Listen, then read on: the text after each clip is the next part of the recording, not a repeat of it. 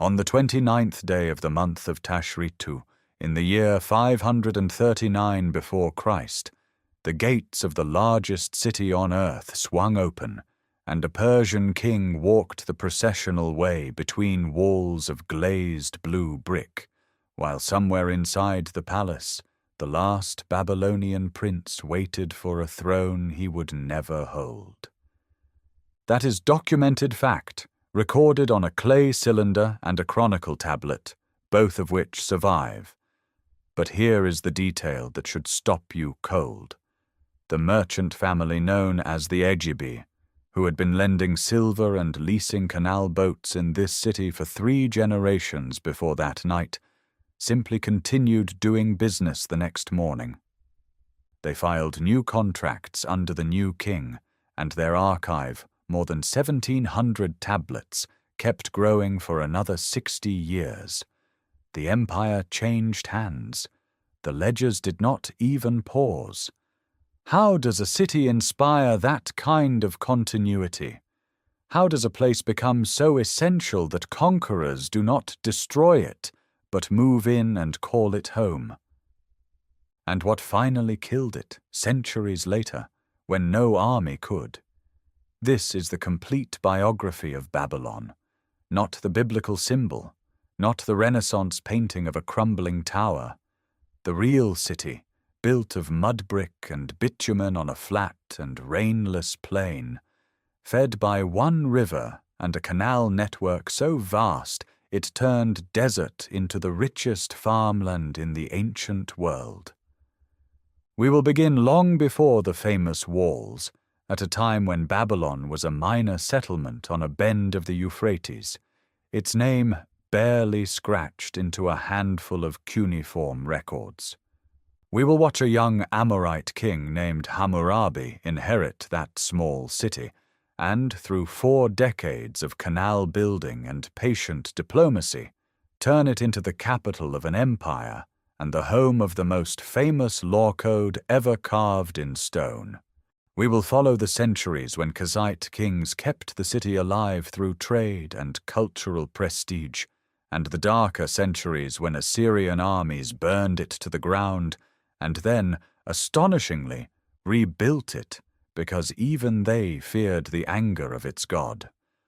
We will stand inside the city Nebuchadnezzar II, raised in the 6th century before Christ, double walls stretching 18 kilometers, the Ishtar Gate blazing with 575 golden bulls and serpent dragons, the ziggurat Etemenanki rising 90 meters above the plain, a population that may have reached 200,000 souls in an age when most cities held a few thousand. We will walk the narrow alleys of the Merks Quarter at dawn, smell the bread ovens and the date beer, read the contracts that tell us what a laborer earned and what a house cost. We will face the shadows, too, the forced labor that built those walls, the debt slavery written plainly in the tablets, the stagnant canal water in the poorest quarters. And we will follow the long, quiet emptying, the centuries after Cyrus when the canals silted and the river shifted and a new city downstream slowly drained Babylon of its people, until the last scribe pressed the last cuneiform tablet in the year 75 before Christ, and the sand closed over everything. What makes Babylon irreplaceable is not its size, though it was the largest city of its age. It is the fact that it wrote everything down. 60 minutes of time still carry 60 seconds because Babylonian mathematicians chose a base 60 number system. The zodiac you read in a newspaper column was first mapped by Babylonian astronomers who kept continuous planetary records for over 7 centuries, the longest scientific dataset in human history. And yet legend has buried the real city so deeply that most people know Babylon only as a metaphor for sin. We will separate the documented city from the myth, and I promise you, the truth is more extraordinary. If you value complete journeys through the great cities of history, subscribe so you never miss what comes next. Each time, we bring one legendary city fully back to life, from its first wall to its last stone. Now let us begin where every city begins, with the land itself, a flat and shimmering plain where two rivers spread their water across the silence, long before anyone called this place the Gate of the Gods. Before there is a city, there is the river. The Euphrates descends from the Armenian highlands carrying snowmelt and mountain silt across 1,400 kilometers of increasingly flat terrain until roughly 90 kilometers south of where Baghdad stands today, the land becomes so level that the river loses its single channel. It braids. It splits into wandering arms that shift with every spring flood, depositing fine alluvial sediment across a plain that stretches to the horizon without a single stone outcrop, without a hill, without anything the eye can fix upon except the shimmer of water, the green fringe of reed beds, and the slow-moving shapes of water birds lifting from the marshes at dawn. This is southern Mesopotamia, the land between the rivers, and its defining paradox is simple. Almost no rain falls here, in most years fewer than 200 millimeters. Yet the soil, refreshed annually by the Euphrates flood, is among the most fertile on earth. Barley planted in irrigated fields along the river's channels can yield 20 or even 30 times the seed sown, a ratio that would not be matched in Europe for millennia. Date palms line the canal banks by the thousands, producing fruit, syrup, fiber, and timber in a landscape that grows almost no wood. The plain lacks stone, metal, and hardwood, but it produces grain in staggering surplus, and surplus grain, stored and counted and traded, is the raw material of cities. The price of this abundance is labor. Canals must be dug, maintained, dredged of silt every season. Levees must be raised against the spring flood, which arrives in April and May, dangerously late, when crops are already ripening. Without constant human effort, the channels clog, the fields dry, and the salt that lurks beneath the water table rises to poison the soil. Every settlement on this plain is a negotiation between human will and hydrology. By the 23rd century, before the Common Era, the site that would become Babylon was already inhabited, though barely notable. An inscription of the Akkadian king Shar-Kali-Shari, dating to roughly 2217 before the Common Era, mentions the construction of 2 temples at a place called Babilim, the Gate of the Gods. It is a minor reference in a minor town, overshadowed by the great cities to the south. Ur, Uruk, Nippur, Lagash, each already ancient, each commanding its own canal system and temple economy.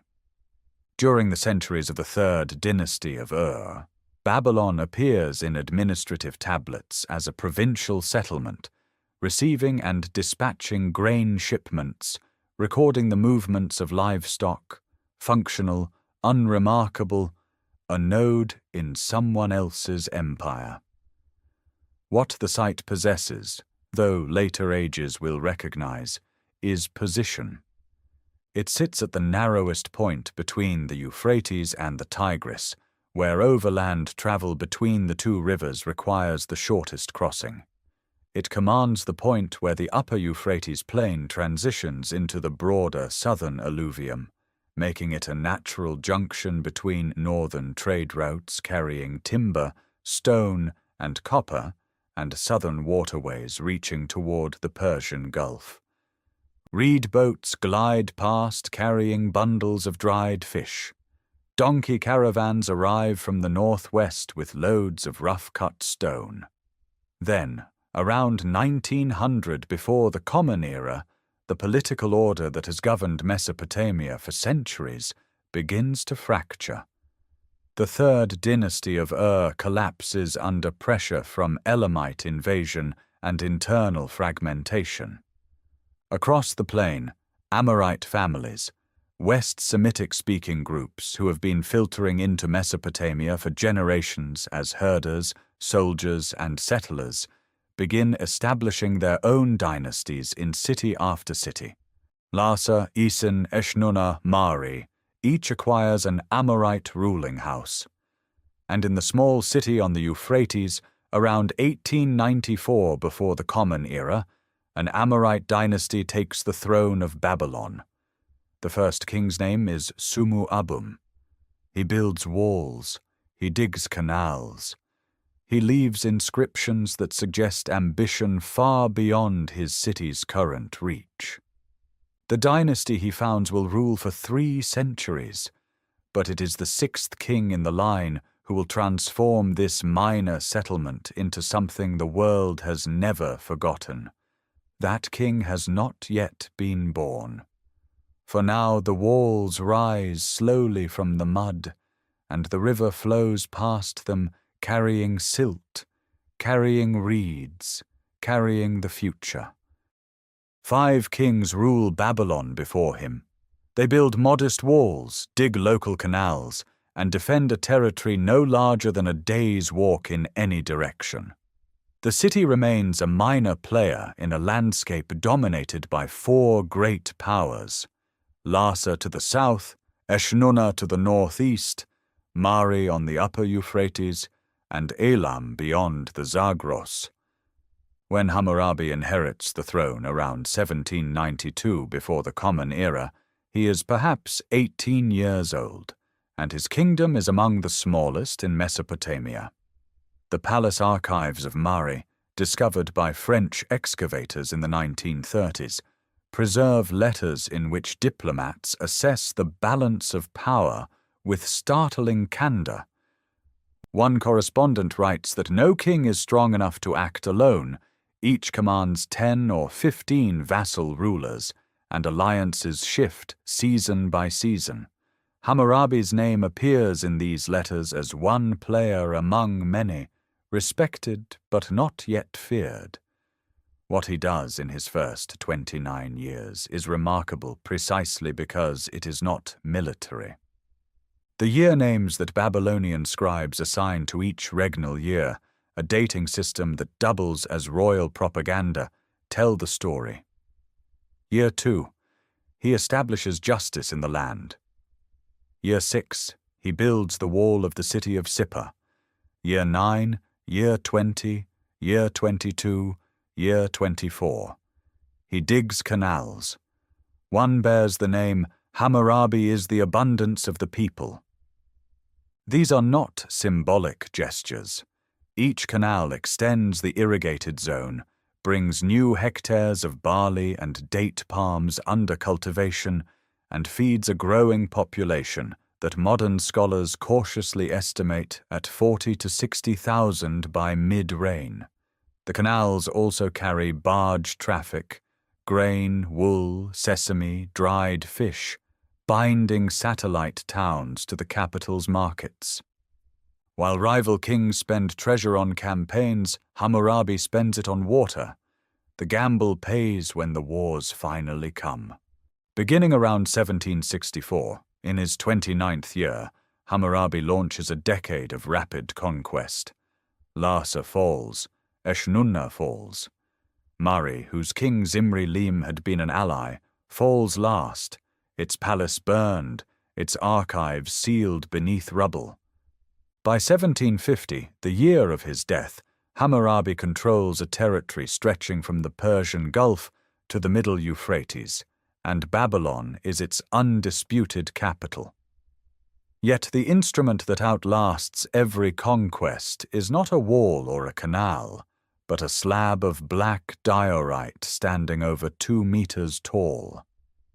The stele of the law code, carried off to Susa by Elamite raiders centuries later and recovered by French archaeologists in 1901, bears 282 provisions governing wages, rents, medical fees, canal maintenance, and liability for collapsed buildings. A surgeon who saves a nobleman's eye earns 10 shekels of silver. A builder whose house collapses upon its owner forfeits his own life. A man who neglects his section of canal and allows a neighbor's field to flood must compensate the lost grain. These are not abstract principles. They are the operating rules of a canal-fed city where water, labor, and accountability are matters of survival. Behind the laws stands a bureaucracy that writes everything down. Thousands of clay tablets from this period record grain shipments measured in gur, labor obligations counted in days, beer rations allocated to workers, and court verdicts settled by judges who cite the king's provisions. The scribal schools, the Adaba, train young men to read, write, and calculate in a curriculum that includes copying Sumerian literature alongside mathematical problems. The city hums with administrative precision. Hammurabi dies around 1750 before the Common Era. His son Samsu-iluna inherits the kingdom and immediately faces revolt across the south. Within a generation, the empire contracts. The canals that Hammurabi dug still flow, but the political architecture begins to crack. Rival cities break away. The dynasty will hold Babylon itself for another century and a half, but the reach is shrinking. Somewhere far to the north, beyond the Taurus Mountains, a people called the Hittites are building an army that will one day march all the way to the Euphrates. The walls Hammurabi raised still stand. The question is whether walls alone, without the empire that fed them, can hold. The canals do not care who sits on the throne.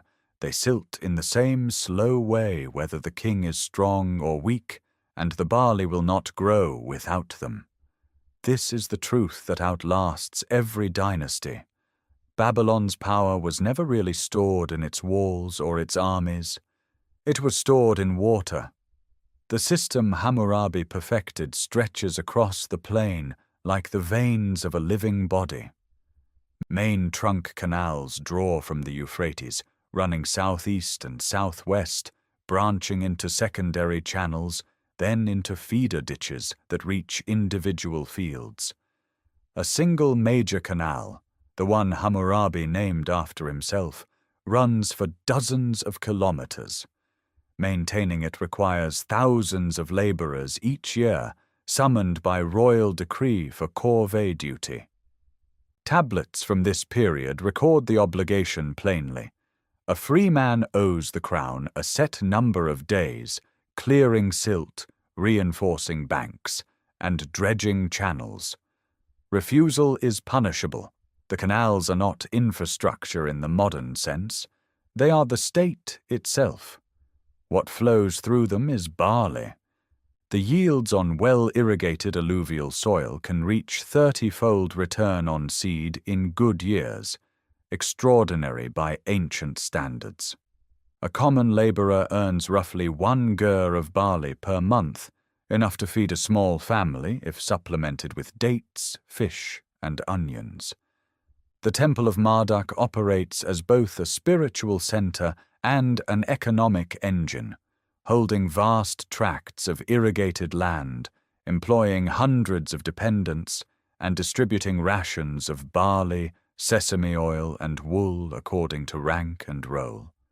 Priestesses, brewers, weavers, and doorkeepers all appear on the ration lists, each allocation recorded on clay in the careful script of temple administrators. Beer is as fundamental as bread. Brewing contracts from old Babylonian tablets specify grain quantities, fermentation expectations, and penalties for substandard product. Women dominate this trade. The alewife appears in Hammurabi's own laws, her prices regulated, her measures monitored. In the Adaba, the scribal school, young men copy Sumerian proverbs alongside multiplication tables in base 60, learning the administrative language of an empire that runs on written records. A student's exercise tablet survives with his teacher's corrections scratched into the margin. The city thinks in clay. But after Hammurabi, the system begins to strain. His son Samsu-iluna fights revolts across the south and loses control of cities that once sent tribute grain northward. The canal network depends on political unity. A rebel city upstream can cut the water, and a lost province downstream means lost labor for maintenance. Samsu-iluna's successors rule for 5 more generations, each governing a smaller domain. The great trunk canals still flow, but the peripheral channels receive less attention.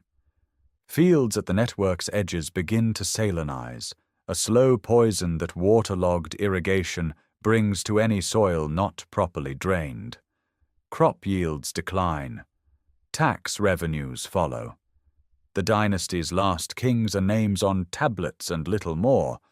The city endures, its temples still functioning, its scribes still writing, but the imperial reach that once stretched to Mari and the Gulf has contracted to the land visible from Babylon's own walls.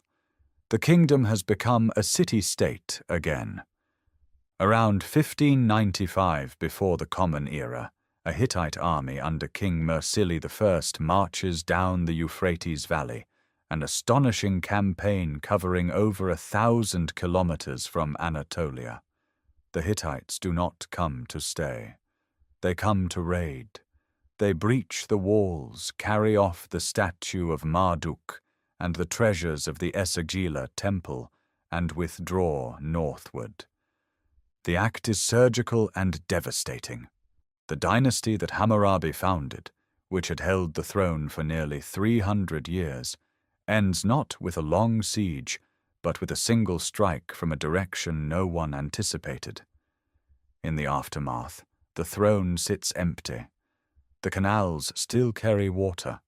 The barley still grows where the channels reach. But the organizing hand is gone, and into the vacuum a new people begin to settle. The Kassites, mountain folk from the Zagros highlands, already present in Babylonia as laborers and soldiers for generations. They will take the empty throne quietly, without a great conquest of their own, and they will hold it for 4 centuries. The longest dynasty in Babylonian history arrives not with a war cry, but with the simple willingness to do what the land demands. Clear the silt, plant the grain, and keep the water moving. They come from the Zagros foothills, speaking a language unrelated to the Akkadian of the scribes or the Sumerian of the liturgies. No conquest epic survives in their name. No chronicle records a decisive battle. The Kassites simply fill the space the Hittite raid left empty, and within a generation they are clearing canals, restoring temples, and writing their royal inscriptions in the same cuneiform Babylonian their predecessors used. They adopt the city's gods, its calendar, its administrative language. They do not remake Babylon. They inherit it, and they hold it for over 400 years, from roughly 1595 to 1155 before the Common Era, the longest continuous dynasty the city will ever know. What the Kassites understand, perhaps better than any rulers before them, is that Babylon's power does not rest on armies. It rests on prestige, religious, cultural, commercial. The Esagila Temple of Marduk still draws pilgrims. The scribal schools still copy the old hymns and mathematical tables. The canal network still feeds the plain. As long as these systems function, Babylon remains the spiritual and intellectual center of Mesopotamia, regardless of who sits on the throne. The Kassites invest accordingly. They rebuild the temples at Ur, Uruk, and Nippur alongside Babylon's own sanctuaries. They commission kuduru stones, carved boundary markers of polished black diorite recording royal land grants, decorated with divine symbols. The crescent of Sin, the eight-pointed star of Ishtar, the horned crown of Anu. These stones serve as legal documents and theological statements simultaneously, binding property rights to the authority of the gods. And the trade routes open wider than before. Kassite Babylon reaches south through the Persian Gulf to Dilmun, modern Bahrain, where copper from Magan and carnelian from the Indus Valley pass through merchant hands. Lapis lazuli arrives from the mountains of Badakhshan, over 2,000 kilometers to the east. Gold moves in both directions. The evidence for this network is not legend but clay. The Amarna letters, discovered in Egypt in 1887, preserve correspondence between Kassite king Burnaburiash II and the Egyptian pharaohs Amenhotep III and his successor. The tone is remarkable, one great king addressing another as brother.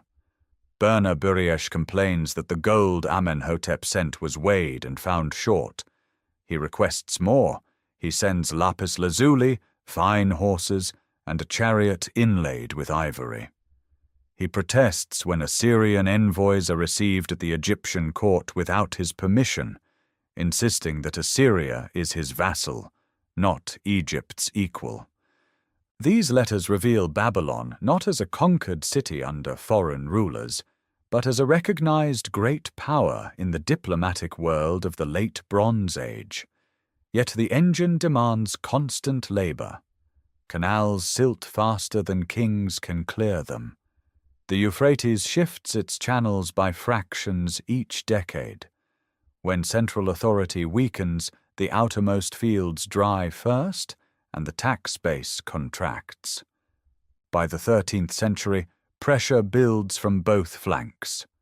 Assyria to the north grows aggressive under Tukulti-Ninurta I, who briefly captures Babylon around 1225 and carries off the statue of Marduk, an act so shocking that Babylonian scribes compose a literary text condemning it as sacrilege.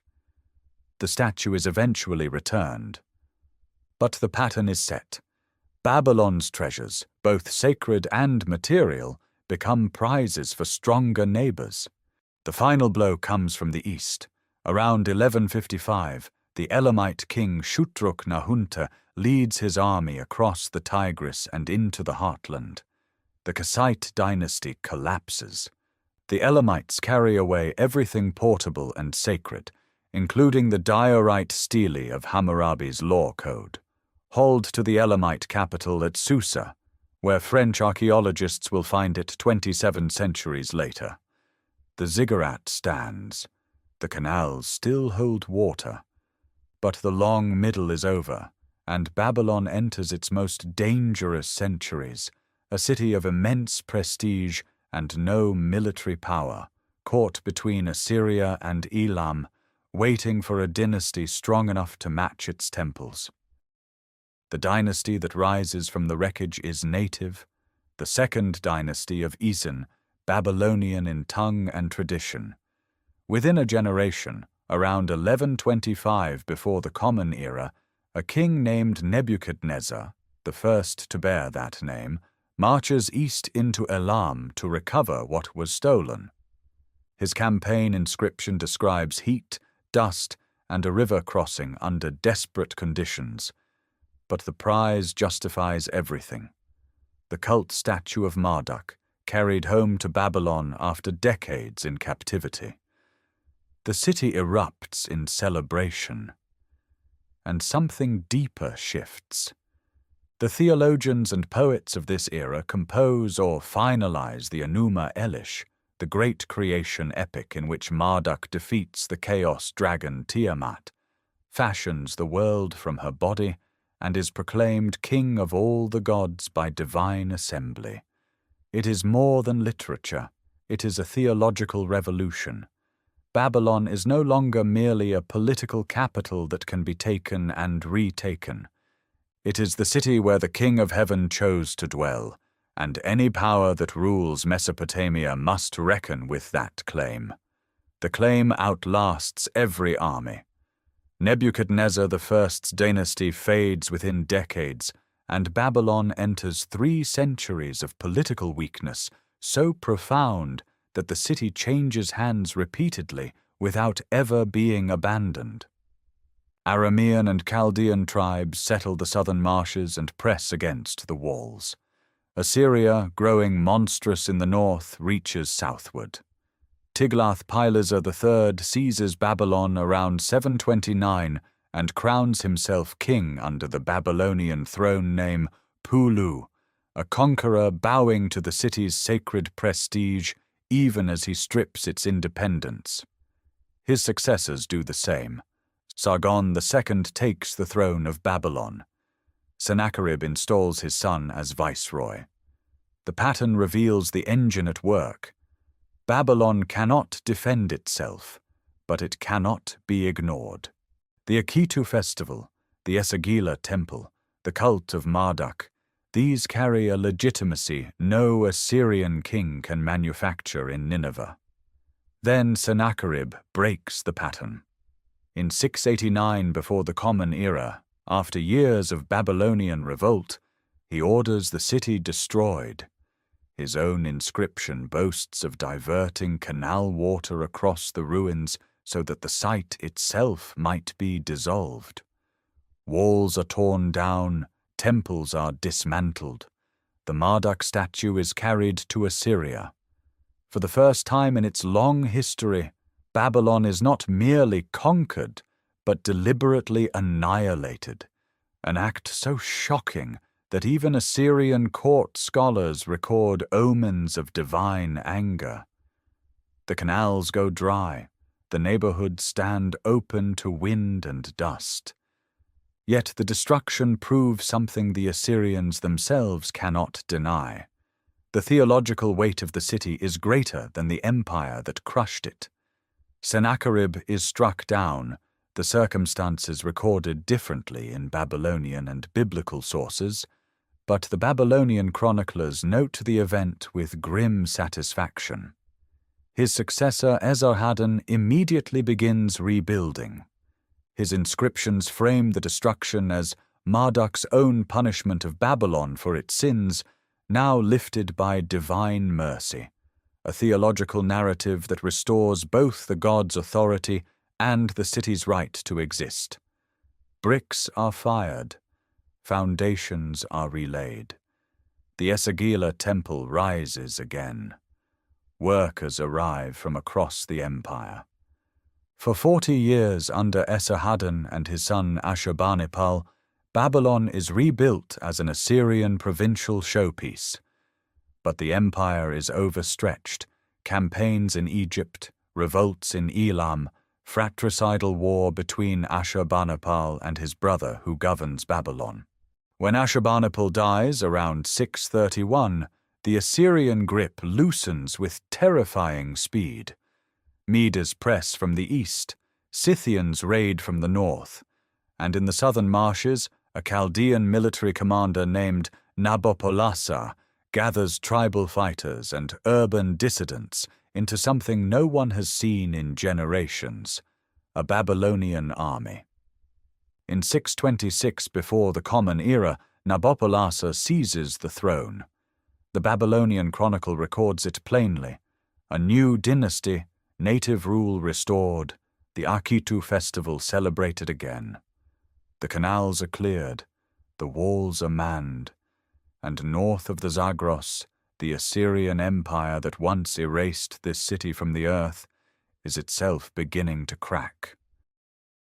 Nabopolassar spends his first years fighting for the land he has claimed.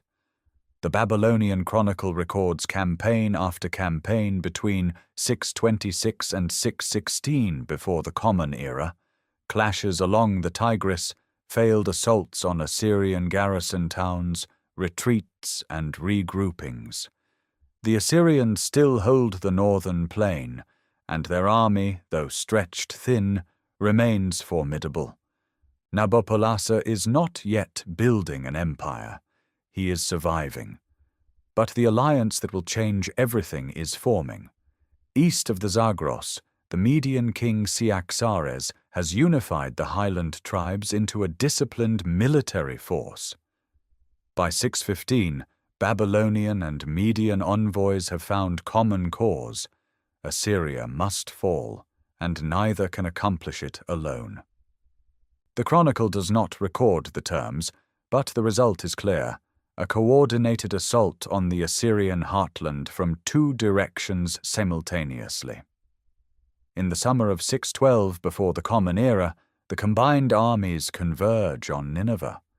The Babylonian chronicle describes the siege in spare, devastating lines. 3 months of assault against the greatest city in the world, its walls stretching roughly 12 kilometers in circuit, its population perhaps 150,000. The Kosa River, swollen by unusual rains or deliberately diverted, breaches a section of the defenses. The city falls in August. The chronicle states simply that a great defeat was inflicted and the city turned into ruin mounds. Nabopolassar's army camps on the plain outside, while smoke marks the skyline.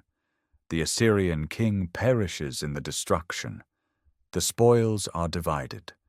The Medes take the northern highlands and eastern territories.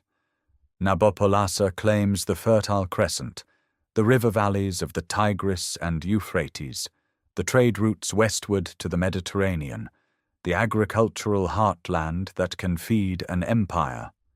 It is the land that matters, not the plunder. It is the canals. Now Nabopolassar turns to the work that war had postponed. His building inscriptions, stamped into bricks by the thousands, record the beginning of Babylon's transformation.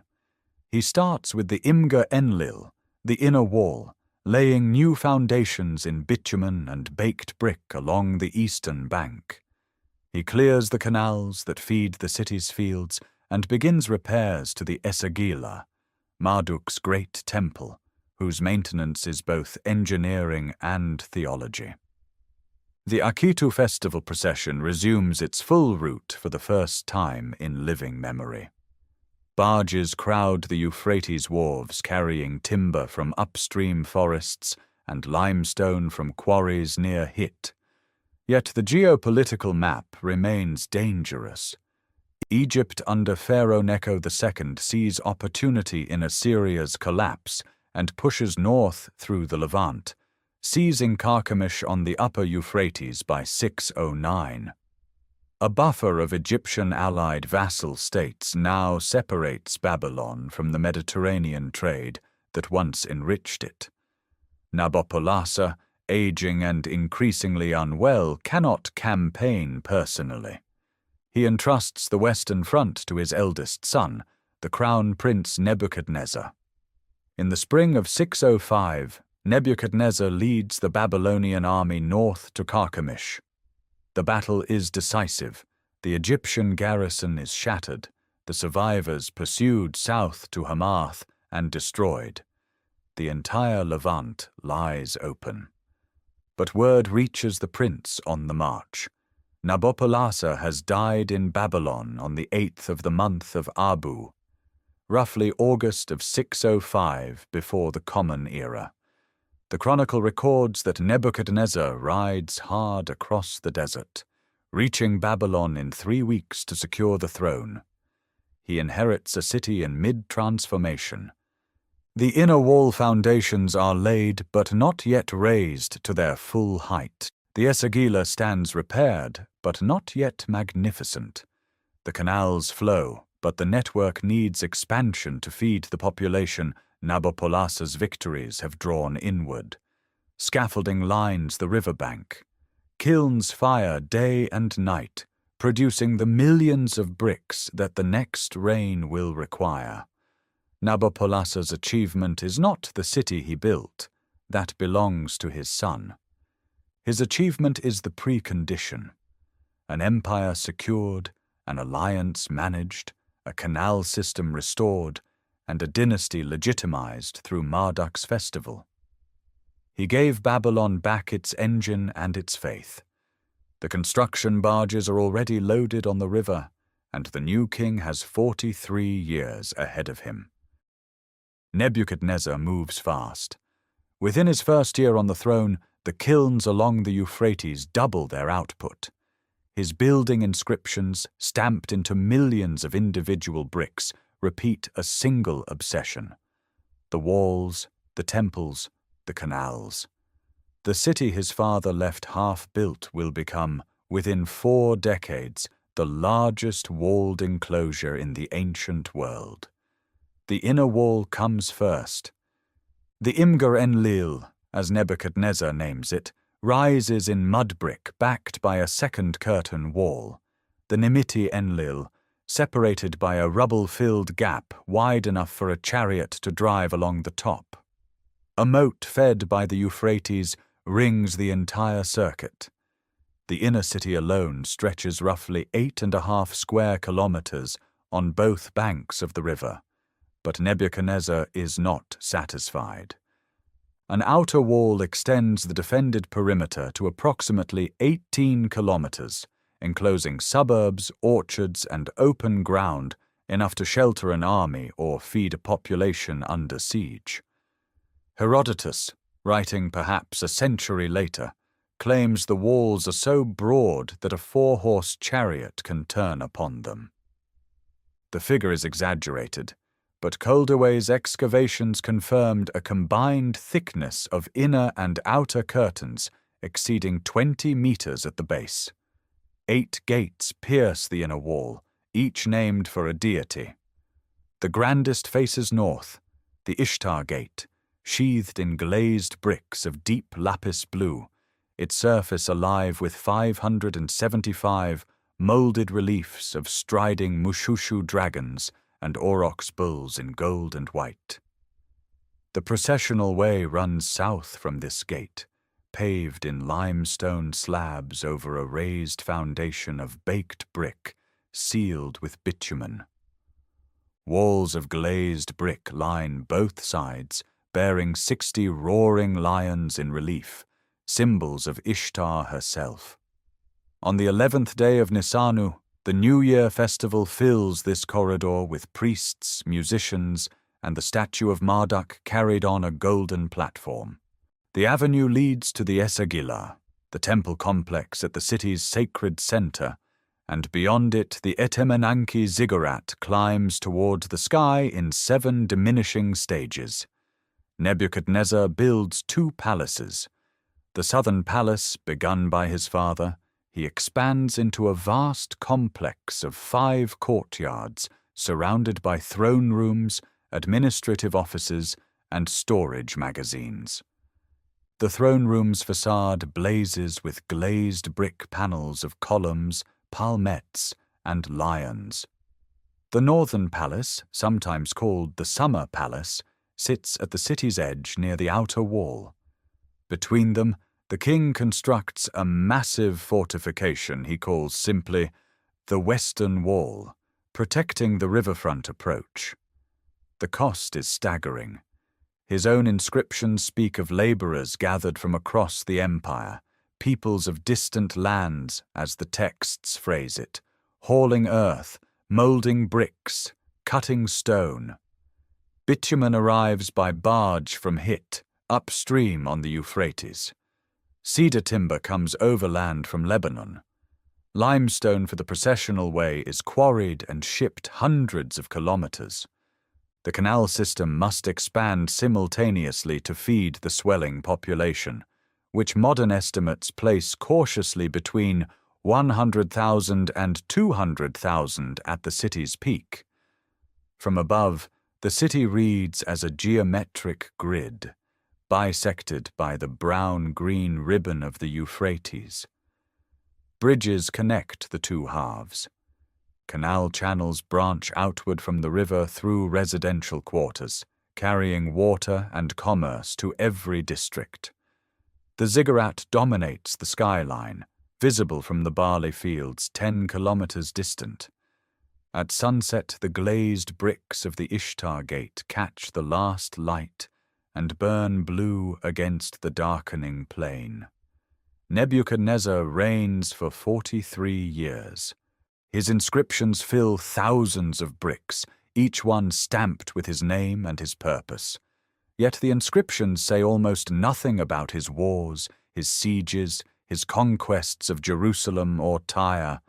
He writes about walls, canals, temples, gates.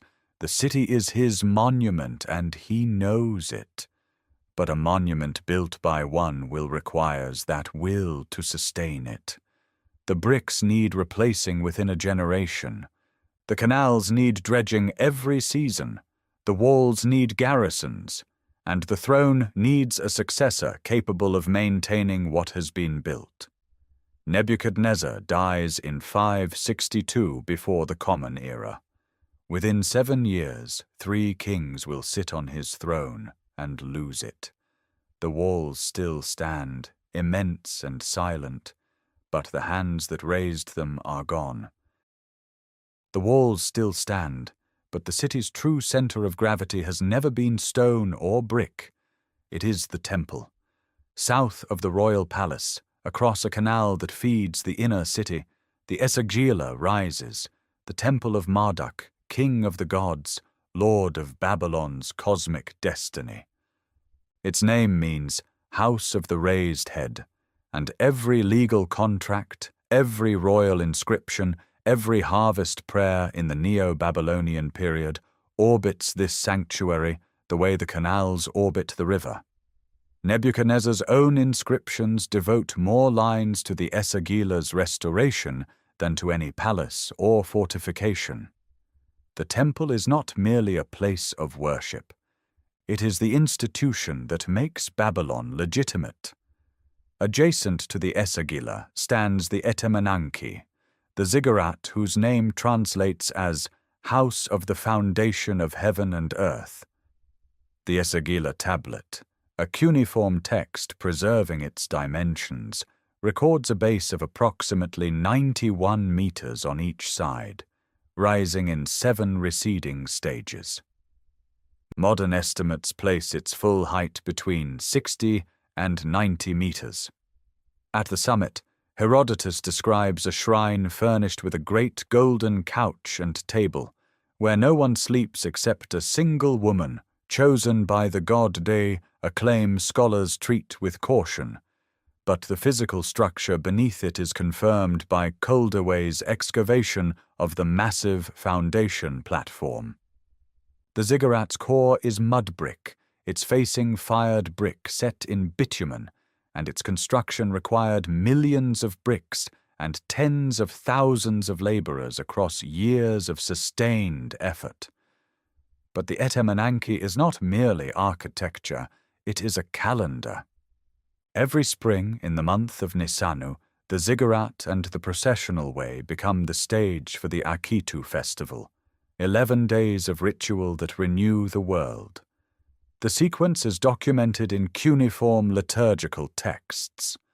On the first days, priests purify the temple, recite prayers, and slaughter a ram whose body is used to cleanse the sanctuary walls. On the 5th day, the king enters the Esagila, and the high priest strips him of his royal insignia, crown, scepter, ring, and strikes him across the face. The king kneels before Marduk's statue and declares that he has not neglected the city, not struck a protected citizen, not shamed Babylon. Only then are his symbols of power returned. The ritual humiliation is not punishment. It is renewal, the monarchy reborn through submission to the god who grants it. On the following days, the statues of gods from other Mesopotamian cities arrive by canal barge and processional road, gathering in Babylon as divine guests. The Enuma Elish, the creation epic in which Marduk defeats the chaos sea Tiamat and shapes the cosmos from her body, is recited in full.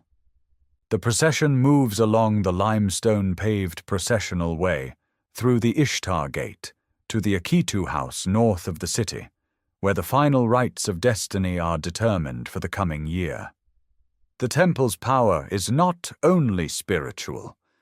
The Esagila complex administers vast agricultural estates, herds of cattle and sheep, and thousands of dependents who receive daily rations of barley, oil, and wool. Temple records document brewers, weavers, canal workers, and scribes, an entire economy within the economy. The priesthood controls land, collects rents, and manages silver reserves that rival any merchant house. The Egibi family, already active in these decades, conducts business that intersects constantly with temple finances, leasing temple land, collecting temple taxes. This is the engine beneath the engine. Water feeds the fields, but faith feeds the authority that organizes the water. Every canal dredged, every wall maintained, every army raised depends on the legitimacy that flows from Marduk's temple through the king and outward to the empire. When the festival proceeds, the cosmos is in order. When it does not, when a king neglects it or is absent, the theological fabric tears. Nebuchadnezzar understands this. His inscriptions return again and again to the Esagila, to the gold and silver he lavishes on Marduk's shrine, to the cedar doors and lapis lazuli decorations. He rebuilds the ziggurat not as vanity, but as necessity. The tower is the axis between heaven and earth, and the king is its custodian. But custodianship requires presence. It requires the festival performed, the humiliation accepted, the gods welcomed. And within a generation, a king will come who walks away from all of it, who leaves the throne room empty, the Akitu suspended, and the priesthood seething in the silence where the chanting should be. The chanting fades behind the temple walls, and the city wakes to a different sound, the slap of wet dough against the inner wall of a clay oven, the creak of a wooden door swinging open onto an alley, barely wide enough for 2 donkeys to pass.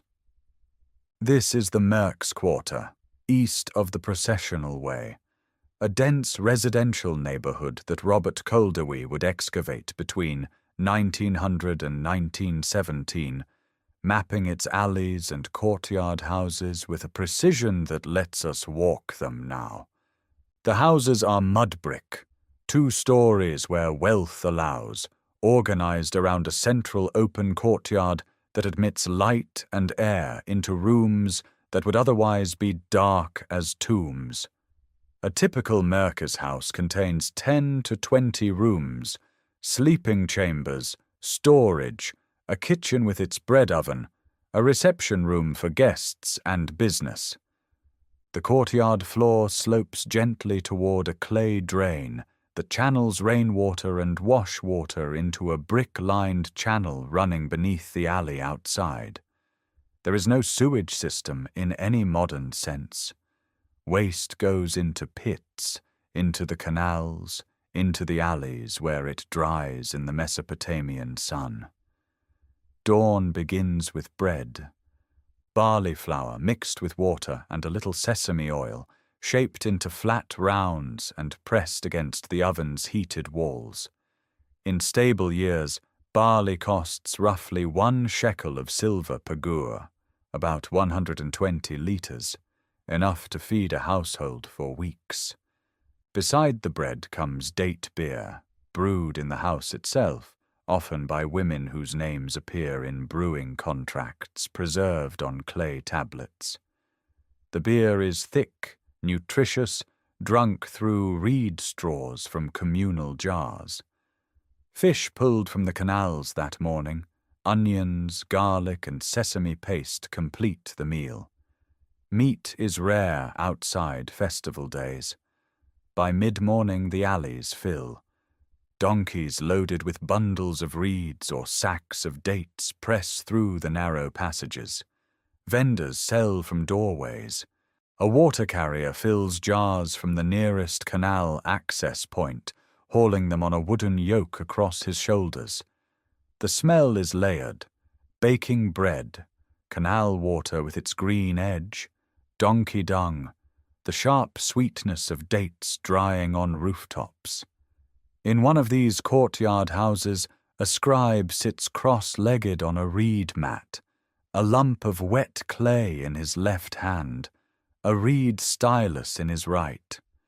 He is pressing wedge-shaped marks into the surface, a contract for a loan of silver at 20% annual interest, witnessed by 3 men whose cylinder seals will be rolled across the clay before it dries. Thousands of such tablets survive from this period. They record rents, wages, dowries, inheritance disputes, and the price of everything from wool to slaves. It is in houses like these that the Egybi family conducts its business.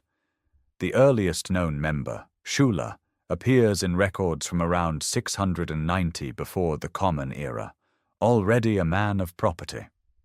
By the reign of Nebuchadnezzar, his descendants manage loans, lease canal boats, buy and sell urban real estate, and collect taxes on behalf of the crown.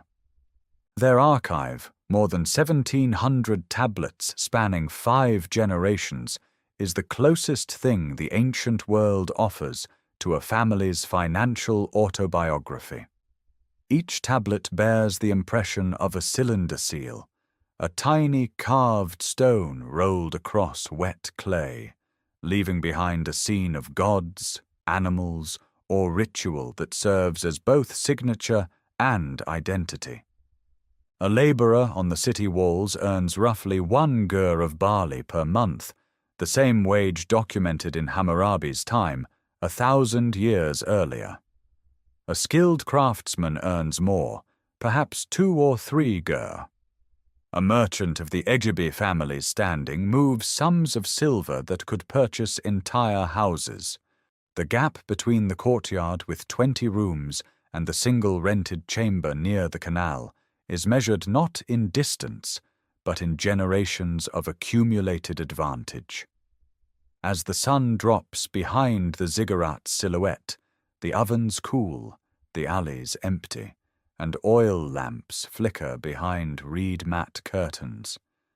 Somewhere in the Merks quarter, a tablet dries on a shelf, a record of 6 shekels lent at interest, due at the next barley harvest. It will survive longer than the house, longer than the city, longer than the empire. Downriver, barges loaded with southern dates are being poled towards the harbour wharves, and in the merchant quarters, a new generation of the Egybi family is learning to read the contracts their grandfather sealed. That new generation inherits more than contracts. They inherit a system, a web of obligations, debts, and relationships recorded on clay and stored in jars stacked along the walls of a mud-brick house in the merchant quarter east of the Euphrates. The Egybi archive, as modern scholars name it, comprises over 1,700 cuneiform tablets spanning roughly 120 years, from the late 7th century before the Common Era into the Persian period. No other family in the ancient world left so complete a paper trail. The founder, Shula, appears in the earliest tablets around 690, a modest figure, lending small sums of silver and acquiring plots of agricultural land along the canals south of the city. His son, Nabu-Aheddin, expands the operation. The tablets from his generation record purchases of urban houses, date palm orchards, and canal boat leases, the flat-bottomed barges that carry grain and dates from the southern marshes to Babylon's harbour wharves. Interest on silver loans runs at 20% per year, a rate so standard it appears without negotiation across hundreds of contracts. A cylinder seal rolls across the wet clay at the bottom of each tablet, pressing the lender's mark into the document that will outlast every party to the agreement. It is the third generation that transforms the family into something closer to a banking house. Iti Marduk Balatu, active during the last decades of Nebuchadnezzar's reign and into the years of weak successors, begins managing royal tax collection, a practice called tax farming, in which the family guarantees the crown a fixed sum and then collects the actual revenues, keeping the surplus. The risk is real. A bad harvest or a silted canal means the family pays the difference from its own reserves. But the profits, in good years, are enormous. Tablets from this period record property holdings across multiple city quarters, rental income from houses and shops, and loans extended to other merchants at rates that compound across seasons. The harbour district where much of this commerce converges smells of bitumen, wet rope, and sesame. Barges arrive daily from the south carrying dates by the ton. Babylon consumes and re-exports them in quantities that fill entire warehouse blocks. From the north and east come timber from the Lebanese mountains and stone from the Zagros foothills, materials the alluvial plain cannot provide. Textiles move in both directions. Enslaved persons appear in the contracts too, bought and sold with the same legal formality as houses, their prices recorded alongside terms of service, a reality the archive documents without commentary, and which the modern reader confronts without evasion. When Cyrus enters Babylon in 539 before the Common Era, the Egyabi family does not collapse. The fourth generation, Marduk-Nazir Apli, adapts. Persian administration requires new tax structures, new officials, new relationships, and the family builds them. Tablets from the early Persian period show Egyabi agents collecting canal tolls on behalf of Persian satraps, leasing boats to the new government supply chain, extending credit to Persian officials unfamiliar with Babylonian commercial law. The seal changes. The business does not. The fifth and final documented generation fades from the record around 480. Whether the family declined, moved, or simply stopped archiving is unknown. What survives is the clay, jar after jar of tablets excavated from the ruins, each one a single transaction frozen in time. A house sold for 14 shekels of silver, a boat leased for the barley season, a debt due at harvest, with a penalty clause if the canal runs dry. Across the merchant quarter, other families operate on similar principles, though none left so vast an archive. The Murashu family of Nippur, active slightly later, mirrors the Egyabi pattern, land management, credit, tax farming, suggesting a commercial culture that extends across southern Mesopotamia's cities connected by the same canal highways. Babylon is the hub, but the network radiates outward along every navigable channel. In the counting rooms, the tablets accumulate. Each one weighs less than a man's fist. Each one carries the city's commercial memory, prices, names, dates, terms, in wedge-shaped script pressed into river clay. Somewhere beyond the Zagros passes, a new imperial road is being surveyed, and Persian couriers will soon carry royal mail from Susa to Sardis in 7 days. The world is widening, and Babylon's merchants are already calculating how to profit from the change. But the merchants are not the only ones pressing careful marks into wet clay. In the temple precincts, on rooftop platforms open to the night sky, another kind of record is being kept, and it will outlast every contract, every loan, every property deed the Egyabi family ever sealed. The astronomical diaries begin no later than 747 before the Common Era, during the reign of the Babylonian king Nabonassar, and they will continue without significant interruption for nearly 7 centuries, the longest continuous scientific observation record in human history. Night after night, temple scribes note the positions of the moon, the 5 visible planets, and the fixed stars against reference constellations. They record the time between moonrise and sunset in units derived from the water clock. They note weather, clouds, rain, the direction of the wind. And alongside these celestial observations, they write down the price of barley, dates, wool, and sesame, as if the heavens and the market are pages of the same ledger. The system rests on a mathematical tradition already ancient. Babylonian scholars work in base $60, a number divisible by 2, 3, 4, 5, 6, 10, 12, 15, 20, and $30, giving their calculations a flexibility that base 10 cannot match. This is why, more than 25 centuries later, an hour still holds 60 minutes, a minute holds 60 seconds, and a circle divides into 360 degrees.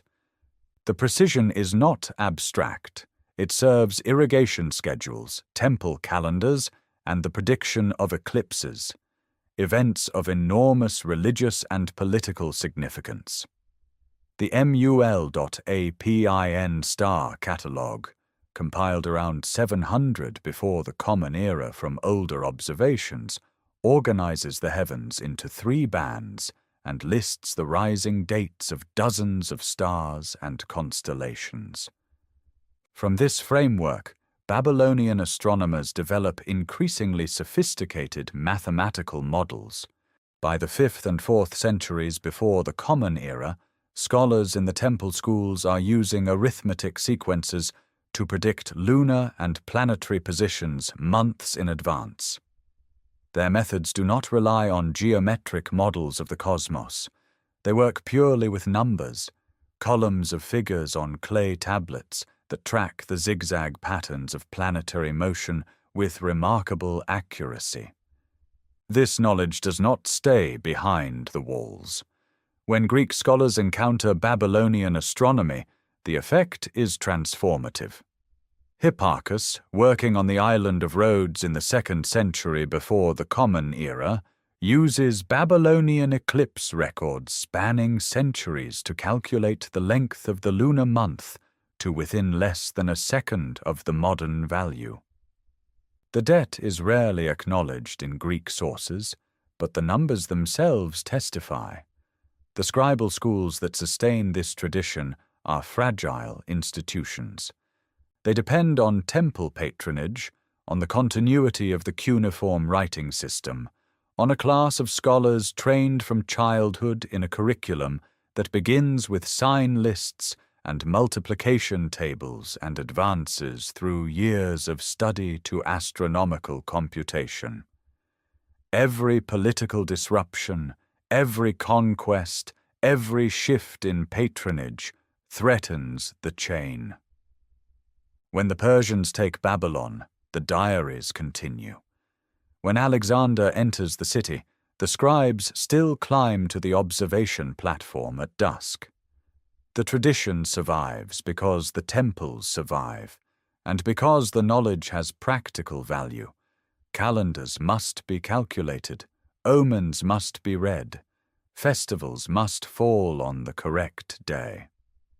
But the founding of Seleucia on the Tigris around 305 before the Common Era begins to drain the institutional base. Scholars disperse, patronage thins, the cuneiform tradition narrows to a handful of temple communities.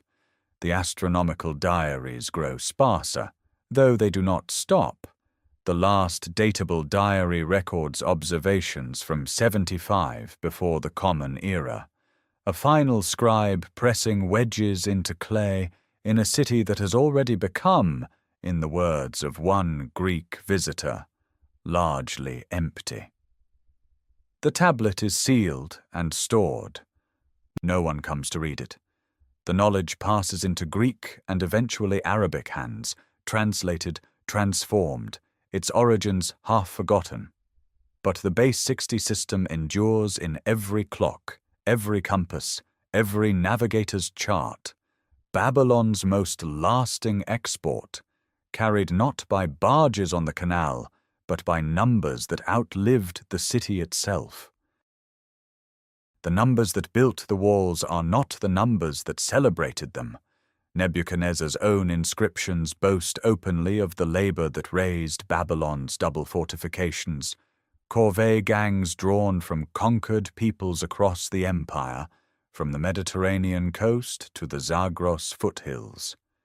The royal texts use the Akkadian term dulu, forced service, without apology. Tens of thousands of men hauled earth, molded bricks, and carried bitumen in the Mesopotamian heat, their labor measured not in wages, but in rations. The administrative tablets record the scale with bureaucratic precision. Barley, sesame oil, and wool distributed in fixed quantities, calibrated to the worker's status and origin.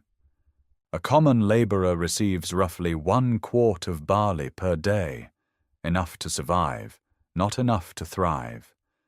Behind the Ishtar Gate's glazed splendor, behind the processional way's polished limestone, stands this quieter architecture of obligation.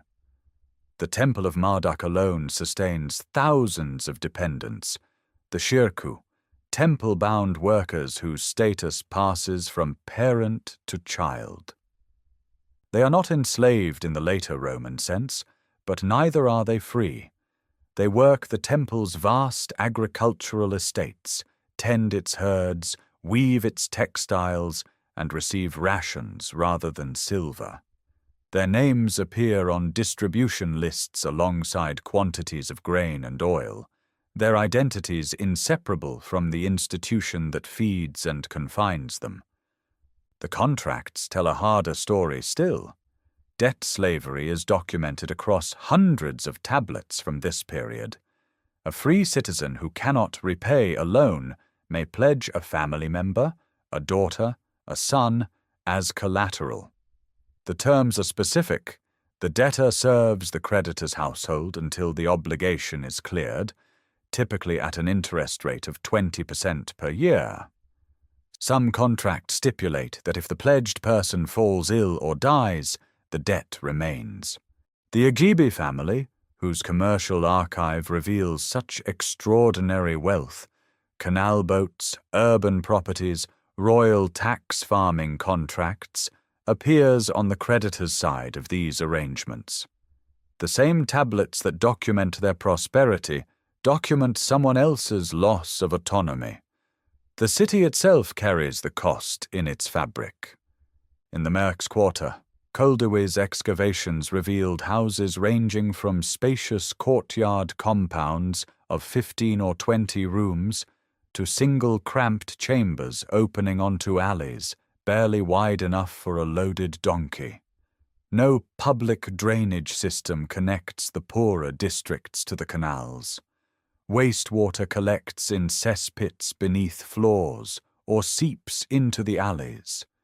Standing water gathers where canal branches slow and silt, breeding grounds for the fevers that cuneiform medical texts describe without understanding their cause. The therapeutic tablets prescribe incantations alongside herbal remedies, and the temple healers, the ashipu, treat symptoms the city's own infrastructure produces. The ration lists reveal the hierarchy with arithmetic clarity. A senior temple administrator receives 12 times the barley allotment of a common laborer. A skilled metal worker earns perhaps 3 to 5 shekels of silver per month.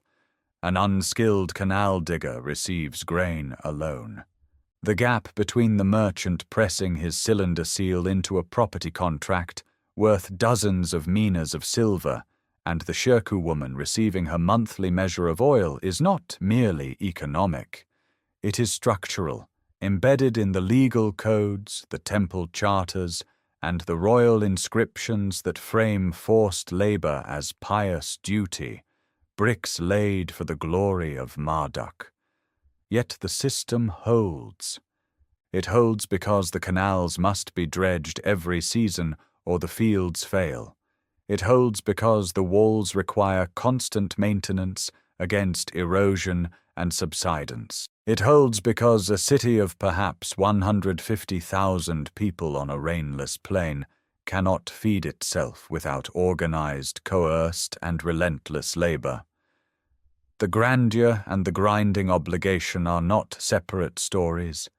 They are the same story told from different courtyards, one paved in baked brick with a date palm casting shade, the other bare earth where the ration line forms at dawn. And the tablets record both with the same dispassionate cuneiform, the same careful accounting, the same silence about whether the system is just. Somewhere beyond the Zagros, a Persian prince named Cyrus is consolidating power among the Medes, and the priests of Marduk are beginning to wonder whether their own king still remembers the city at all. That prince beyond the Zagros is not the only problem. The throne itself has fractured. Nebuchadnezzar's death in 562 before the Common Era opened a succession crisis that consumed 3 kings in 6 years. His son Amel-Marduk lasted 2 years before a palace conspiracy ended his reign. Neriglissar, the general who replaced him, ruled 4 years and died, leaving a young son who held the throne for barely 2 months. Then, in 556, a man no one expected seized power, Nabonidus, son of a priestess of the moon, god Sin from the distant city of Haran, a man already past 60, with no clear dynastic claim, and a devotion that pointed not toward Marduk, but toward the moon. The verse account, a text composed by hostile Babylonian clergy after his fall, paints him as a heretic and a fool. The Nabonidus Chronicle, more restrained, records the facts that matter most to the priesthood. Year after year, the same devastating entry. The Akatu festival did not take place. For a city whose cosmic legitimacy depended on the annual renewal of Marduk's kingship over the gods, this was not mere ritual neglect. It was a severing of the bond between heaven and earth. The processional way stands empty. The golden statue of Marduk does not travel from the Esagila to the festival house north of the walls. The 11 days of chanting, feasting, and divine marriage that renewed the world each spring simply do not happen. Around 553, Nabonidus departed Babylon for Tema, an oasis deep in the Arabian desert, roughly 800 kilometers to the southwest. He remained there for approximately 10 years. His reasons remain debated: trade ambitions along the incense routes, devotion to Sin, whose worship he promoted at Tema, or political exile forced by a priesthood he could not control. Whatever the cause, the consequence is documented. His son Belshazzar governed Babylon in his absence, holding administrative authority, but lacking the religious legitimacy to perform the Akitu rites. Only the king could take the hand of Marduk. The hand went untaken. The temples still function. Rations still flow to dependents. The Egyabi family continues pressing contracts into clay. Their generation under Iti Marduk Balatu manages tax collection and canal leases with the same meticulous precision. The astronomical scribes still climb to their platforms and record the movements of Jupiter and Saturn against the fixed stars. The city's machinery grinds forward, but something essential has gone hollow.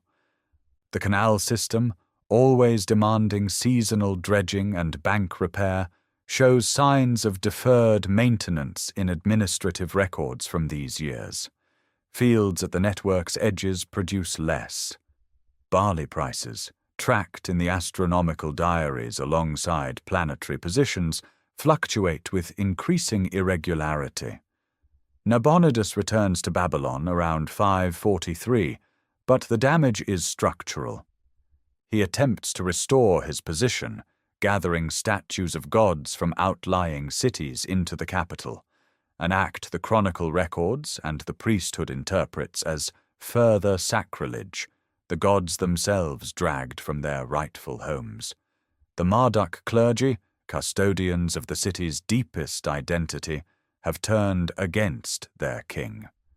Their texts begin to frame the coming threat not as catastrophe, but as divine correction. East of the Zagros, Cyrus has already conquered Media, defeated Lydia, and absorbed the Greek cities of Anatolia. His empire stretches from the Aegean to the Iranian plateau. His army is vast, disciplined, and moving south. The Nabonidus Chronicle records troop movements along the frontier. Inside Babylon, the granaries are full. The double walls still rise to their full height. The moat still holds water. By every physical measure, the city remains the greatest fortress in the known world. But a city whose engine runs on water and faith has watched its king neglect both, the canals silting at the margins, the covenant with Marduk broken for a decade. The priests are already composing the texts that will welcome a liberator, and the liberator is already marching. The liberator arrives first at Opis. The Nabonidus Chronicle, a cuneiform tablet now in the British Museum, records the collision in terse, administrative prose. In the month of Tashri II, October by modern reckoning, 539 before the Common Era, the armies of Cyrus meet a Babylonian force at Opis on the Tigris. The chronicle states that Cyrus achieved victory and that the people of Akkad revolted against Nabonidus. The details are sparse, the implications enormous. The battle breaks not just an army, but a loyalty. Sippar, the great cult city north of Babylon, opens its gates without resistance 2 days later. Nabonidus flees. On the 16th of Tashritu, October the 12th by one reconstruction, Ugbaru, governor of Gutium and commander of Cyrus's advance force, enters Babylon. The chronicle's language is remarkable for what it does not say. There is no mention of siege engines against the double walls, no record of the moat being breached, no account of resistance at any of the 8 named gates. The greatest fortress in the known world opens. Green branches are spread before the arriving soldiers, a gesture the chronicle records as a sign of peace. The temples are not touched. The markets, it seems, do not close. 17 days later, the 3rd of Arazamna, corresponding to October the 29th, Cyrus himself enters the city. The processional way, paved in limestone slabs inscribed with Nebuchadnezzar's name on their undersides, now carries the footsteps of a Persian king. The Ishtar Gate, its 60 Mushushu dragons and aurochs bulls still blazing in blue and gold glaze, frames a sovereign who worships neither Marduk nor any Mesopotamian god. Yet the Cyrus cylinder, inscribed on a barrel-shaped clay object discovered in 1879, tells the story as Marduk's own will. The god, angered by Nabonidus's neglect, scanned all the lands for a righteous ruler and called Cyrus by name. The cylinder claims the people of Babylon welcomed him with joy, that he restored neglected cults, returned displaced divine statues to their shrines, and repaired sacred buildings. It is propaganda, certainly, but propaganda written in Babylonian cuneiform, in Babylonian theological language. by Babylonian scribes. The new king speaks through the old city's voice. The administrative machinery barely stutters. Contracts from the Egyibi family archive, now in their fourth generation under Iti Marduk Balatu, continue recording loans, property sales, and canal boat leases with scarcely a pause. The dates on the tablets shift from Nabonidus's regnal years to those of Cyrus, king of Babylon, king of lands. Interest rates hold at 20% per annum. Barley prices remain stable. The family adjusts, as merchant families do, to the signature on the currency rather than its metal. But something essential has shifted beneath the continuity. Babylon is no longer the seat of an independent dynasty. It is one capital among several in an empire whose center of gravity lies eastward, in Pasargadae, in Ecbatana, in places where the king actually resides. The satrap who governs in Cyrus's name occupies Nebuchadnezzar's palace, walks the same corridors, looks out over the same Euphrates, but the decisions that shape the empire's future are made elsewhere. The canal system still functions, the Akitu festival resumes under Persian patronage, the temples receive their endowments, the engine still turns. Yet the hand on the lever is no longer Babylonian. The Ishtar Gate still stands at its full height, its glazed bricks catching the afternoon light exactly as they did when Nebuchadnezzar's processions passed beneath them. The Mushushu dragons still pace in perfect profile along the walls. But the gate has become what its name always promised and its builders never intended, a threshold. Not between the sacred precinct and the city, but between one age and the next. Babylon endures, Babylon prospers even, but Babylon no longer belongs to itself. And far to the east, along roads the Persians are already improving, a new administrative capital is rising at Susa, drawing scribes, officials, and ambition away from the Euphrates toward a court that speaks a different language entirely. Susa draws the court. Persepolis draws the ceremony. Babylon remains a provincial capital, wealthy, populated, still functioning, but the center of gravity has shifted east, and the city feels it in the slow thinning of its administrative quarter, in the scribes who leave for posts closer to the king. For 60 years under Darius I and his successors, the arrangement holds. The temples still operate. The Egyibi family still presses contracts into clay. The canals still carry barges. But in 482 before the Common Era, Babylon revolts against Xerxes. The details remain debated. Later sources claim he damaged the Esagila, removed the golden statue of Marduk, and suppressed the city's privileges. Whether the statue was melted down or merely carried off, the theological wound is real. The Akitu festival, already interrupted under Nabonidus, loses its anchor. Without the statue, the ritual that renewed the world each spring cannot be performed in its fullest form. The engine of faith, which had sustained the city through every foreign occupation, falters. The canals still flow. Markets still open. But something has been subtracted from the city's claim on the cosmos. 159 years later, in 331 before the Common Era, Alexander of Macedon defeats Darius III at Gaugamela and marches south into Babylon. The city opens its gates. Cuneiform records note his arrival with the same administrative calm they once applied to Cyrus. Alexander sacrifices to Marduk, or so Greek sources claim, and declares Babylon a capital of his empire. He orders the Etemenanki ziggurat cleared of its debris, planning reconstruction. Thousands of laborers begin removing rubble from the vast foundation platform. The work proceeds slowly.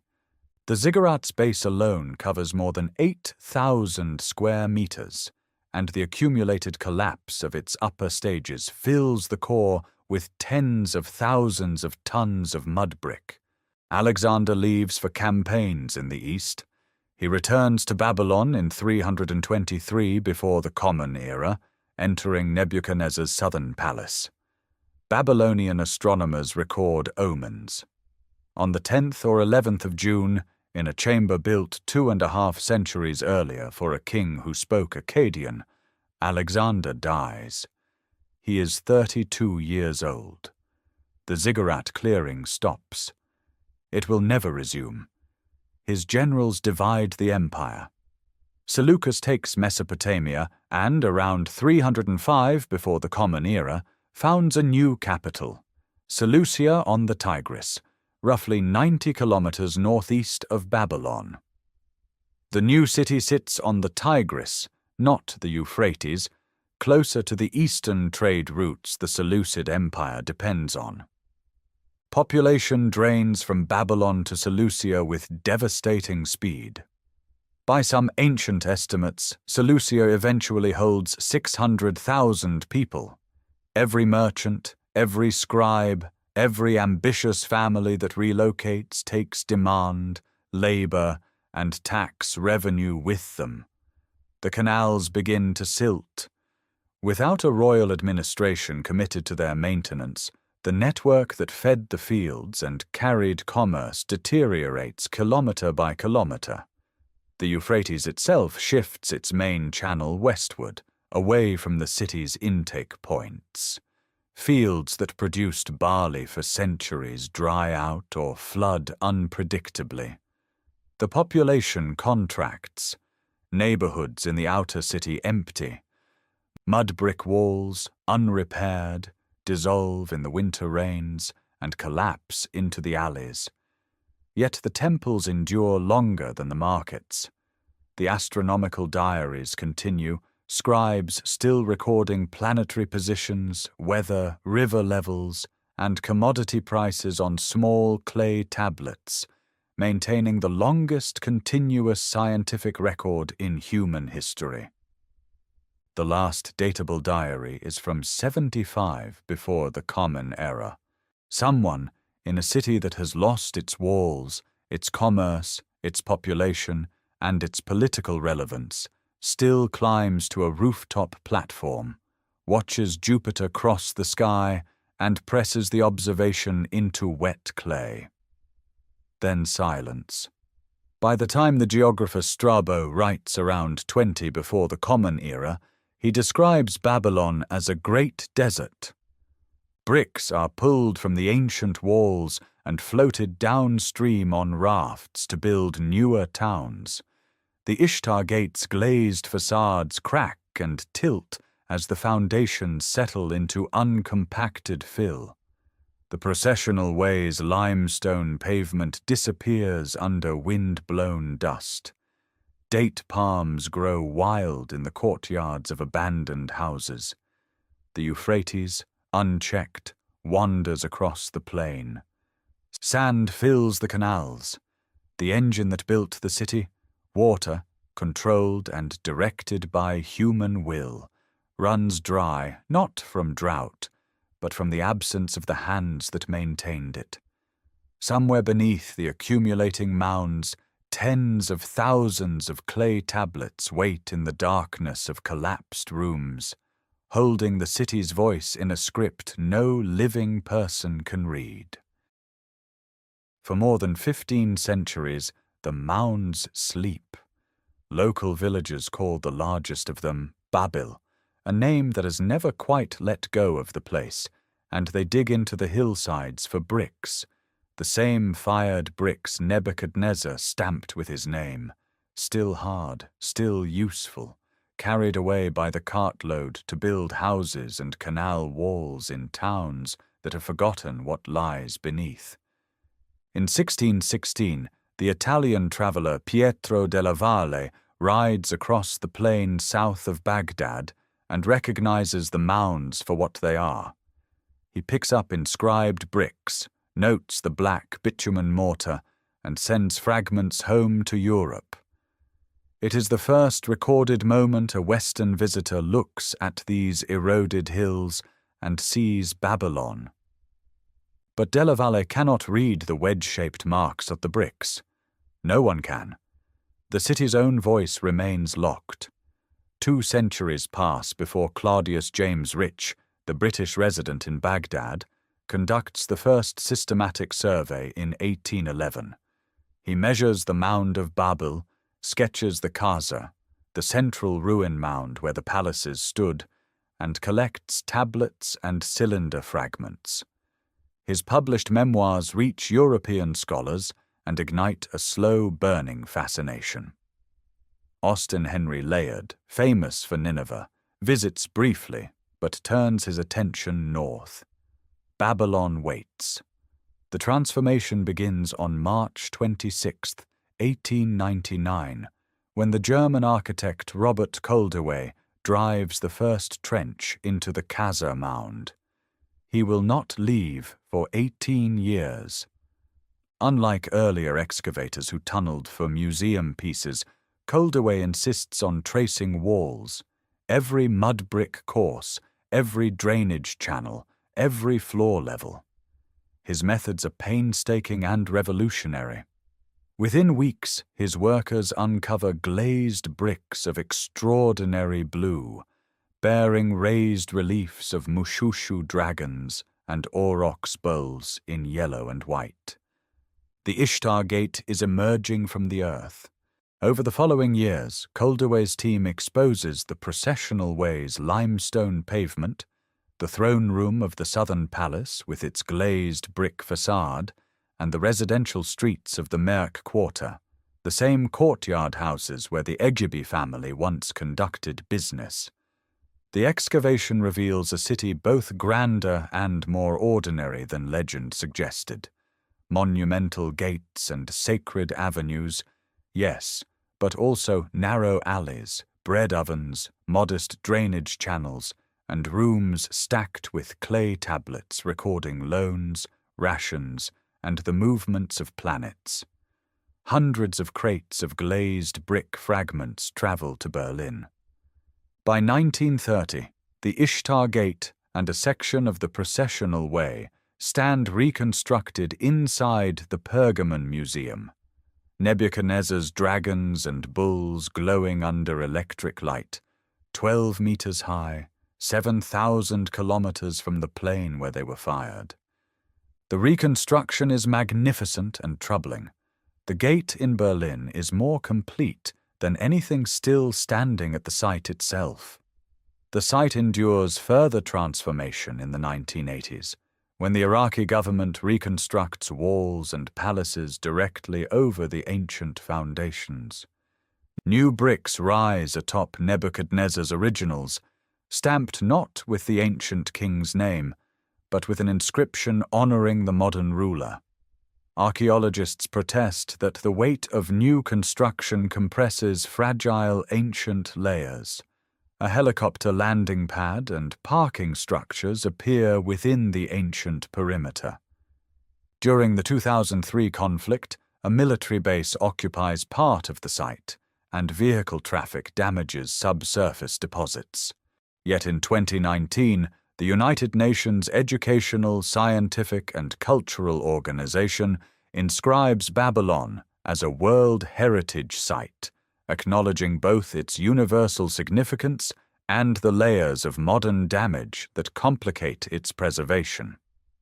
The site today is a palimpsest, Nebuchadnezzar's baked bricks beneath modern reconstruction, Koldewey's trenches cut through millennia of accumulated fill, and somewhere below it all, the older levels that no excavation has yet fully reached.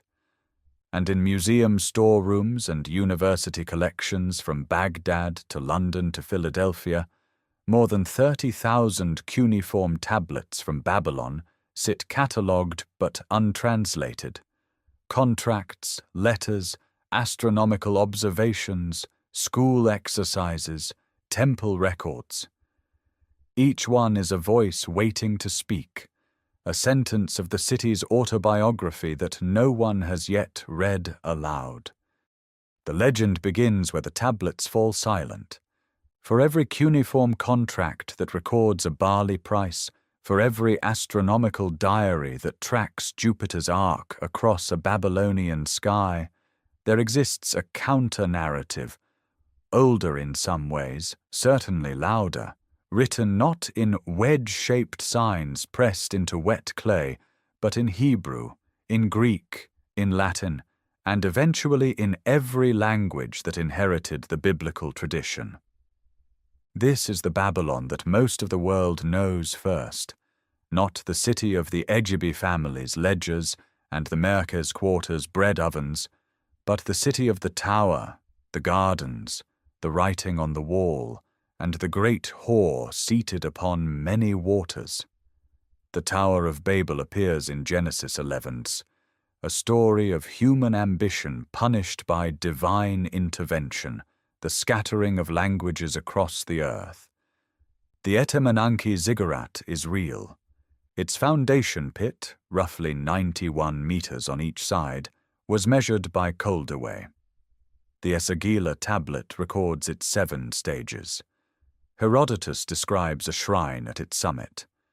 But the ziggurat that inspired the legend was already crumbling when the biblical text reached its final form, and the Renaissance painters who made the tower iconic, Bruegel's spiraling colossus of 1563 imagined something no Mesopotamian architect ever built.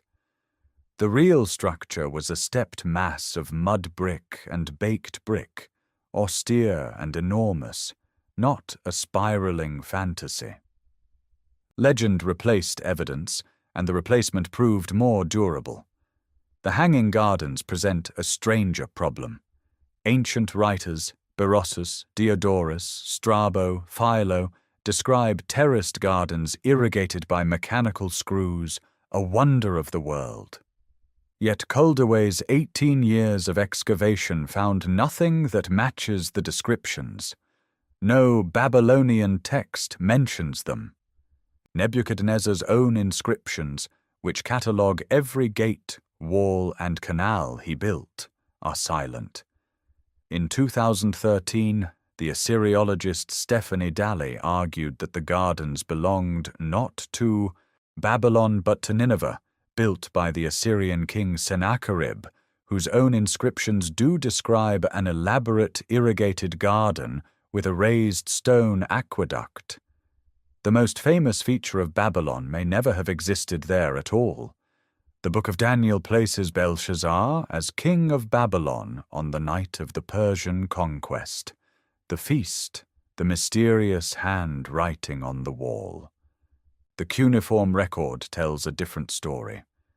Belshazzar was never king. He was the son of Nabonidus, governing as regent. The Nabonidus Chronicle records the fall of the city with no feast, no hand, no writing.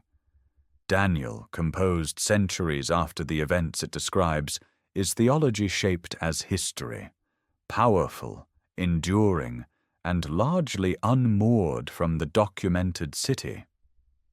And then there is Revelation, Babylon the Great, mother of abominations, fallen, fallen.